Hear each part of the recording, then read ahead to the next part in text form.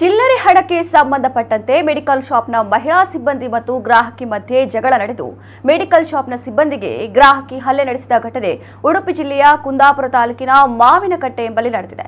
ಗ್ರಾಹಕಿ ಯಾಸ್ಮೀನ್ ಹಲ್ಲೆ ಮಾಡಿದ ಆರೋಪಿ ಮೆಡಿಕಲ್ ಶಾಪ್ನ ಸಿಬ್ಬಂದಿ ಲಕ್ಷ್ಮಿ.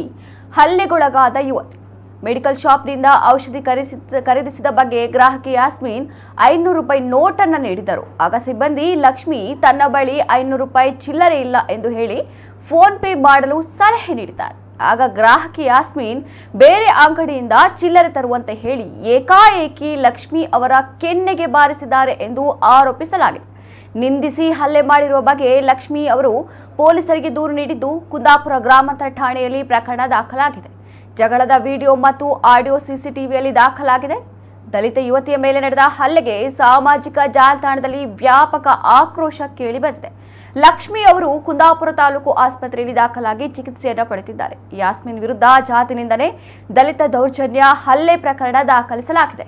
ಉಡುಪಿ ಎಸ್ಪಿ ಹರಿರಾಮ್ ಶಂಕರ್ ಸ್ಥಳಕ್ಕೆ ಭೇಟಿ ನೀಡಿ ಆರೋಗ್ಯ ವಿಚಾರಿಸಿ ತಪ್ಪಿತಸ್ಥರ ವಿರುದ್ಧ ಸೂಕ್ತ ಕ್ರಮ ಕೈಗೊಳ್ಳುವುದಾಗಿ ತಿಳಿಸಿದ್ದಾರೆ. ಪ್ರಕರಣದ ಬಗ್ಗೆ ಡಿವೈಎಸ್ಪಿ ತನಿಖೆ ನಡೆಸ್ತಾ ಇದ್ದಾರೆ. ಗೂಗಲ್ ಪೇ ಯಾರು ಮಾತಾಡೋದು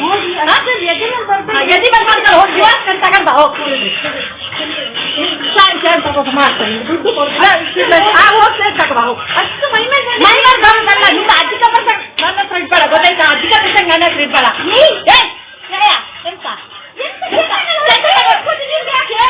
ನಾನು ಚೇಂಜ್ ಕೊಡೋದು ಹೇಳ್ತಿದ್ದ ಅಧಿಕ ಪರ್ಸೆಂಟ್ ಮಾತಾಡ್ತೀನಿ.